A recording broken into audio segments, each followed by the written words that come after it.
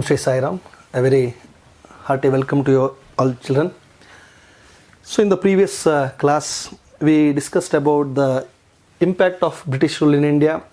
So regarding the administrative reforms, then police reforms, military reforms, and how the British tried to establish their control in India.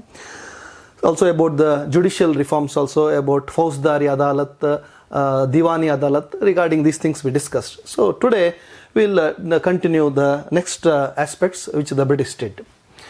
So this is considering the land taxes, land revenue. So now the East India Company had to pay 4 lakh pounds, so British they are called in pounds, to the British government for its control over Bengal province. It was the British East India Company which was there, it had to pay the tax, that is nearly 4 lakh pounds every year to the British government because for taking control over the Bengal province.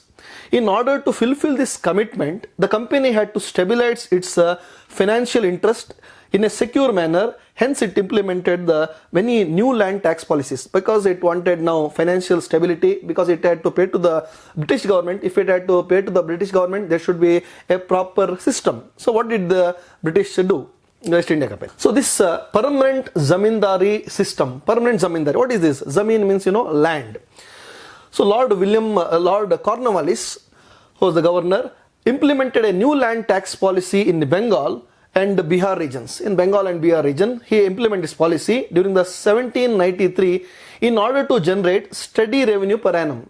So they wanted a steady, regular. So otherwise a fluctuation. One time there will be very high revenue, next time very less. There should be no stability. So to have a systematic order, this permanent zamindari system in the year 1793 implemented by Lord Cornwallis. What is this? This was called permanent zamindari system. Under this system, zamindar became the owner of the land. Zameen means land. So he became the owner. The zamindar was expected to pay the agreed land taxes to the company on a set date every year. Now, so example, like a bidding, the people will be called, okay, who will pay me the highest tax? The person who would promise that, yes, I would pay the regular this much amount to the East India Company on this particular date, he would be given that right to collect the tax. He would be called as a zamindar. So this is Lord Cornwallis. So is the structure of this zamindari system or permanent land settlement system. The British government at the top. So it will collect the land taxes from the zamindar. Zamindar would collect the land taxes from the peasants. So the lowest level who are giving is peasants. Peasants will give to zamindar and zamindars will give to the British government. This was the order of this land permanent land revenue system or zamindari system. So how it affected, what were its impact? Farmers were the most affected class. You can see here they are at the lowest rung. The full pressure will be on these people. He was so the collector zamindar was free to collect any amount of land taxes from the farmers and could retain the excess money collected. Example, so the zamindar will tell the farmer, see here every year you have to pay me 50,000 rupees. Every year 50,000 rupees. The British government will ask from the zamindar, because the zamindar has promised, okay, 50,000 has been fixed by the British government and the zamindar will give that 50,000. But what would the zamindar do? He would not collect just 50,000. Maybe he would collect 75,000 rupees and excess he would keep. So British were not bothered. British told you give us the fixed amount and remaining it is left to you. This benefited the zamindar more because now 50,000 they were giving to the British government and remaining example if they impose 1 lakh rupee, so the British would not bother. For them fixed amount of 50,000 was required and remaining 50,000 zamindars would enjoy. So you can see that farmers land taxes from the farmers and could retain the excess money, the extra money they collected, the zamindars would enjoy. This benefited the zamindar more. If the zamindar was unable to collect land taxes due to floods and famines and pay the company, the ownership of the land was taken away by the company. Suppose there is a drought, baragala, or there is a flood, pravaha, excess water, and the crops are destroyed, or there is some disease to the crops. British government would tell, oh, don't tell all these stories to us, you pay us the money, whether there is a drought, there is a famine, flood, disease, we are not bothered, we want a fixed amount of money. So a zamindar who fails to pay the money, he would, zamindar's right would be gone, and somebody else who is ready to collect the taxes from the farmers, he would be given the responsibility. In this way, there's competition.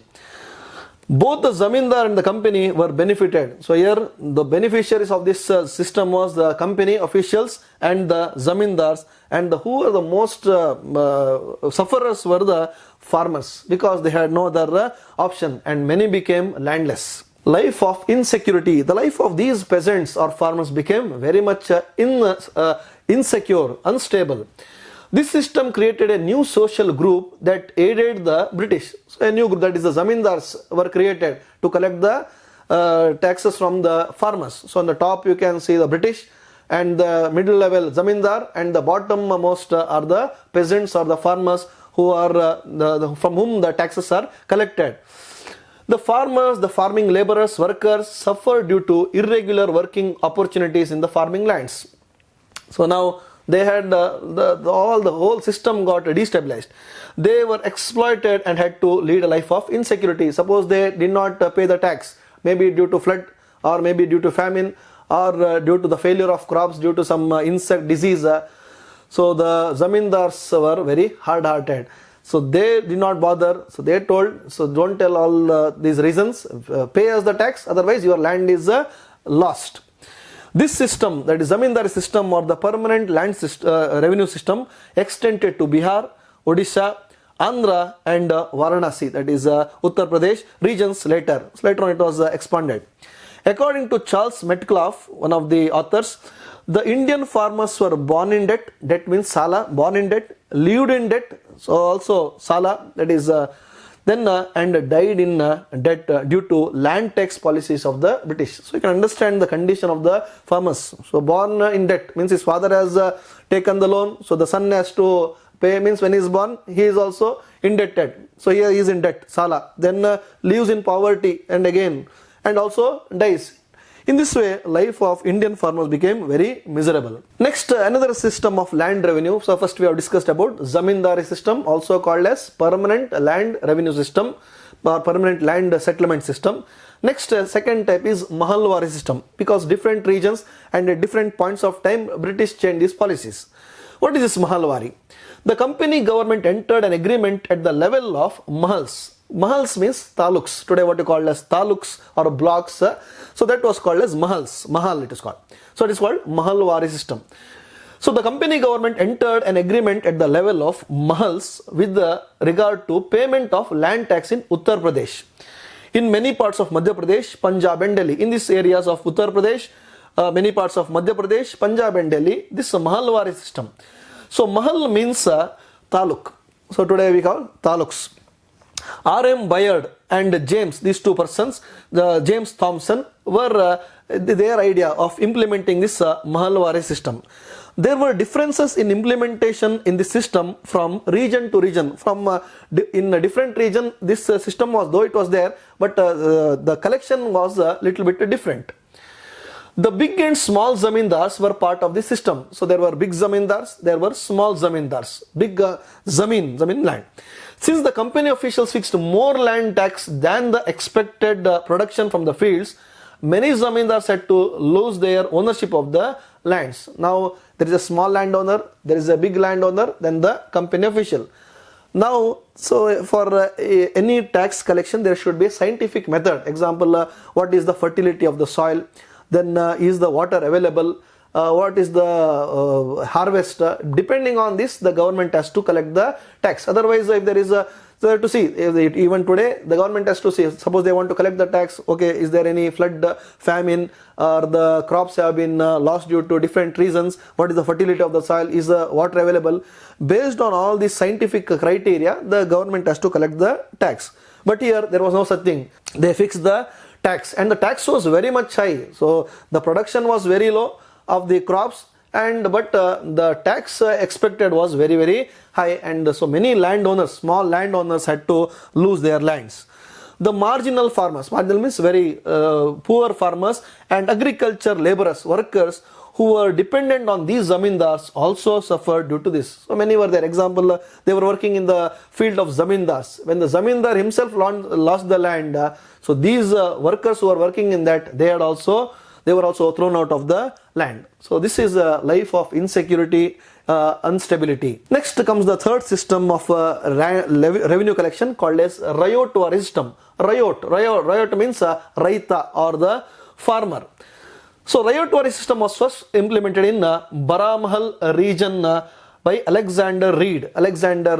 In the Baramahal region, today is of Hosur in Tamil Nadu, Dharmapuri, these areas are called as Baramahal region. So in this region, the person who implemented was Alexander Reed in the year 1792. Baramahal in Tamil Nadu. Later on, this system was later implemented in Madras and Mysore region by Thomas Munro in the year 1801. First started by Alexander Reed, 1792, Baramahal region, that is Dharmapuri, Hosur, these areas of Tamil Nadu. Later on extended to Madras and Mysore region by Thomas Munro in the year 1801. Most of the regions had become part of the British Empire by that time. So major portion by 1801, many regions came under the British control. It's already discussed by divide and rule policy, subsidiary alliance system, doctrine of lapse. Many things they implemented and brought under their control. Now, what is the system of Ryotori? Under this system, both the farmer and the company were directly linked.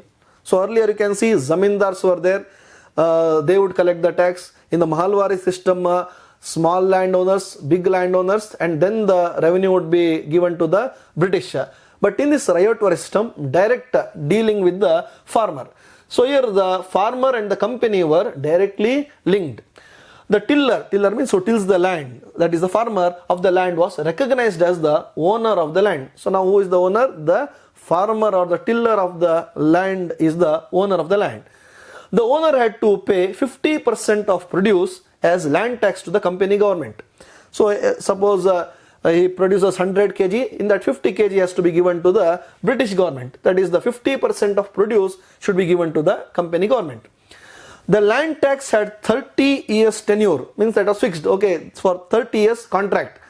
That was the thing you have to pay for the next 30 years. Suppose if you fail to pay the tax, then the land will be taken away. The tax could be reviewed after this tenure. Okay, for example, 10 years or 30 years, this land was given to them. They had to pay the tax. Then the next they could be increased. Tenure could be reviewed. Reviewed means changed. They could change it to higher level. Though the small farmers were given land ownership, they were subjected to more suffering due to heavy land tax. So they thought, okay, so why these zamindars, why this Mahalowari, all things, we should have direct link with the farmers, so there will be no exploitation. This was what maybe they thought in their good intention. But this paradoxically, viparyasa, it turned out to be totally opposite. The officials took punitive actions to collect the land taxes. Rules were done by the top people, but here who were collecting the tax? The officials. And they were all, many of them were totally corrupt. Instead of collecting, example, 10,000, they collected 20,000. They threatened grassroots level, hey, if you don't pay the tax, then your land will be gone. These people don't have much education, so they could not approach any higher authorities, and even if they approached, nobody would have supported them. And in this way, the officials started to take very strict and ruthless measures in collection of this land revenue. The farmers had to borrow from the money lenders whenever the crops failed. Suppose the crops failed, as I told you, due to drought, flood, or any disease. So the company was not bothered, because they told, give us the tax, otherwise your land will be lost. To retain this land, they would go to the money lender and ask money from him, take loan and give it paid to the company, British East India Company. Again, as I told you, Indian farmer is born in debt, lives in debt, and dies in debt. In this way, things happen. They had to sell their lands whenever they failed to repay the loans. So if they were not able to repay the loans, they had to sell their lands.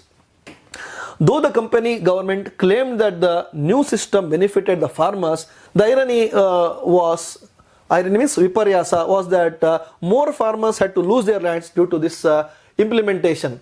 So due to this particular implementation of Ryotori system, many farmers had to lose their land because the company officials were very much harsh in collecting the tax. So in this system you can see that permanent settlement system, Ryotori system, Mahalowari system. The region, so which are the regions? Example, permanent settlement in Bengal, Bihar, Orissa, Ryotori system in South India, that is the Tamil Nadu region, Mysore, Madras, Mahalowari, North West India, so here North Western, that is Rajasthan, these areas. Then tax collected, who would collect the tax in the system of permanent? Zamindars. Ryotori system, who would collect the tax? The company directly would come and collect the tax from the farmers. Mahalowari system, the village headman, who was the head of the village, he would collect, as I told you, that block which will be there, the village headman will collect the tax and give it to the company. Who are paying the tax in this system of permanent? The zamindars were paying, collecting from the farmers and given. Ryotori, farmers were giving directly to the company. Mahalowari, again the landlords would give. So small landlords would give to the village headman. In this way, the permanent, that is the zamindari system, Ryotori system, Mahalowari system. So what were the other features? One was tax burden to the farmers. Whichever system was there, whether permanent, Ryotori, Mahalowari, all the burden was on the farmers. High tax was imposed, very, very high tax. Tax was increased frequently. So suppose this year one rate of tax, another after a few months taxes would be increased. In this way, it was a continuous exploitation for the farmers. So what was the impact of British land tax system? So here we can see, first is a new class of zamindars who exploited the farmers was created. So a new group called as the zamindars, landlords, was created. What is their work? To collect taxes from the farmers and give it to the British government. Were they collecting only that much amount fixed by the British government? No, they would collect excess tax and were leading a very luxurious life. So this was one class created by this zamindari system. Second point, the farmers who were subjected to the exploitation of the zamindars became landless slowly. So those farmers who were being exploited by the zamindars now became landless. They started to lose their land because they could not pay the tax and their land was taken away. Third point, land became a commodity. Till that time, land was very sacred. Now it became a commodity, like any product. Loans could be raised by mortgaging the land. Adavidodu means suppose you want money, okay, then give all your land documents.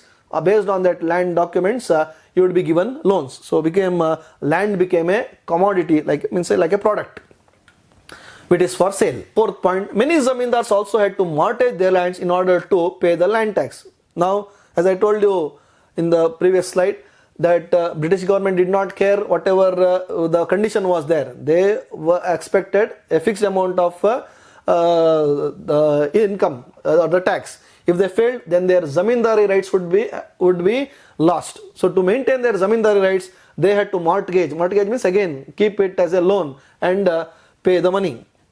The agriculture sector became commercialized and had to grow raw materials needed by the industries back in England. So example, I will like to give you an example of Bengal region. There's a book written called Neel Darpan, that is indigo. Indigo means it is a plant, flower plant, which is used as a coloring agent for the British textile industry. In the British, Manchester was famous for production of textiles. So they needed this dyes, D-Y-E-S, dyes means colors, and that was available in a plant called indigo plant. It is blue in color, so that was used. Now the farmers of Bengal were asked to grow this indigo, and it was a land very much suitable for growing of paddy. They opposed, but the British government imposed all the measures and sought that the indigo is grown. In this way, what happened? Tobacco may be there for the cigarette industry. So they imposed whatever was required for England. Such raw materials were asked by the British officials that Indians should grow such kind of crops. Indians did not benefit. All beneficiary was the England. the money lenders became strong. So who were the happily enjoying were the money lenders who would give money and collect high rate of interest, and land was taken, houses were taken, whatever. So these money lenders who would lend money on heavy high rate of interest, they were thriving, they became very strong. So this is about the land revenue system. Now coming to this education system. So how did the British try to implement education system to gain control in our country?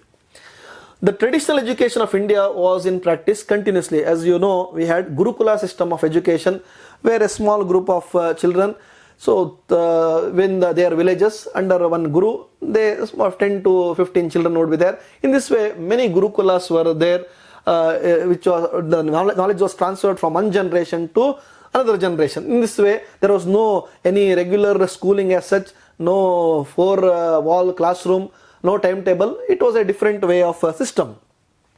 Now, certain changes occurred in the traditional education system, which was coming from very ancient times.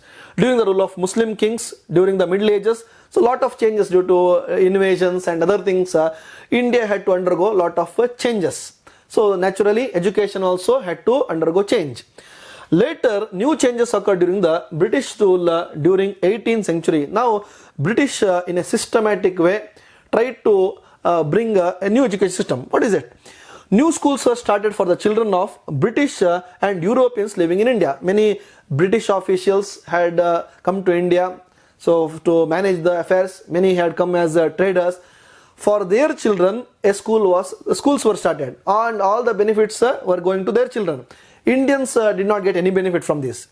Since these facilities were never extended to the locals, it was of no use to them. So all the schools which were started in the beginning were only for the European children. So their official children, this was the thing. Calcutta Madrasa Sanskrit College, Banaras. So Warren Hastings facilitated the expansion of the modern education in India. So this Warren Hastings was responsible for establishing the education system. In the year 1781, he started Calcutta Madrasa. Madrasa means where the Islamic teaching is taught. Jonathan Duncan, a British individual, started Sanskrit College in Banaras. Banaras today, Varanasi, Uttar Pradesh. So there a Sanskrit college was started by a British person in the year 1792.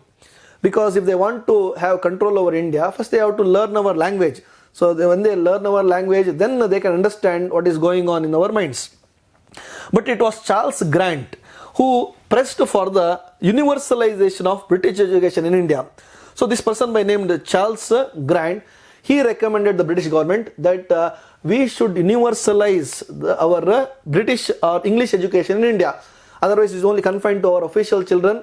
It should reach everyone. So with this intention, a committee was formed. A committee under the leadership of Babington Macaulay. So what is this Macaulay tells? The expansion of the British education in India received special support after the appointment of Lord William Bentinck in 1828. Lord William Bentinck was appointed as the governor. Then he gave more importance to that. Now, as the Governor General, you might have heard of William Bentinck, that Sati system, abolition of Sati with the help of Raja Ram Mohan Roy, all this has taken place. Bentinck appointed Macaulay. So he was an expert on education, he was a British parliamentarian. So as the member of the Governor General's Executive Committee, there was a committee under the leadership of Governor General William Bentinck, and he appointed this person by name Babington Macaulay to go and study what is going on in India, what is the education system. So Macaulay was also appointed as the chairperson of the Committee on Education. So this Macaulay was appointed as the Education Committee's chairman. So he for nearly 2.5 years, he went throughout nook and corner of India, studied the whole system, because they were trying, whatever we try, these Indians are not coming under our control. What is the secret? And so he gives a list that this country, there are no robbers, there is no poverty, everything. So the base is the Gurukula system of education. So we should do something about it. The report on education submitted by him in 1835, he submits a report and it became the foundation for the modern education in India. Today, whatever we are undergoing, this convent education, things, foundation was laid by this Macaulay. In his policy aimed at the creation of a new class of Indians, see the purpose of this Macaulay, he told the policy, the whole purpose of this committee, he told, is to create a set of new class of Indians who are Indian by body, by color and body. Outside they look like Indians, but British in intelligence, opinion and taste. So in what way they should think? They should think as British, means only color, outside structure, everything looks like Indian, but their mentality, their thinking, their opinion, taste, everything is English or British. The use of English medium in Indian learning system started after 1830s. Till that time, the Sanskrit was there, the Urdu, Persian, these languages were there in their religious teachings. Now, 1830s onwards, this English medium became the usage. Now they offered, so if you want a job, government job, then you should know English. In this way, what happened? They were forced to join English medium. Establishment of universities in India. Another important development included the establishment of universities in India. The Governor General Lord Dalhousie established university in Calcutta, Bombay and then Madras. So at three places, that is Calcutta, Madras and Bombay. Today Kolkata, Mumbai, Chennai. So that was now it is called, and they were as per Charles Wood Commission 1854, another commission by named Charles Wood. Under his leadership, how to improve the higher education in India, a committee was formed, and universities at Calcutta, Bombay and Madras were established based on the report of Charles Wood Commission 1854. After this, the education started becoming universalized in India. So everywhere, so now schools, particularly colleges were established in the first stage. So how did the British education impact India? So how did it change the thinking, the whole lifestyle of India? You can see in these points. So point number one, Indians could develop modernity, secularism, democratic attitudes and nationality along with the nationalistic ideas. Till that time, so they were using all the local languages, native languages. Now with this modern outlook started to develop. Secularism, they had to think freely away from their religion. Democratic, till that monarchy was there, now they thought, okay, we should have equal rights, democracy, demos and cretia, people's power. In this way, these ideas slowly started to get into the minds of Indians. Then impetus or importance was received for local literature and languages. So they also decided, yes, local literature, languages, the native languages, they also have to be given importance. This facilitated unity in thinking process among the educated classes. Now all of them, okay, they started to think alike. So because they were reading the common books, common literature, their mentality also started to have a common ideas and goals. Third, periodicals started emerging, means these books and magazines which were there, periodicals, monthly, bi-monthly, fortnightly, weekly, in this way, magazines and newspapers. These scrutinized the policies and working of the government, which in turn enabled the Indians to have critical opinions on various issues. Now people got educated, they started to read the newspaper, books, now they started to question and critically analyze the rules of the policies of the British government. Oh, what is this going on? Is it right? Is it correct? Because now they started to critically analyze.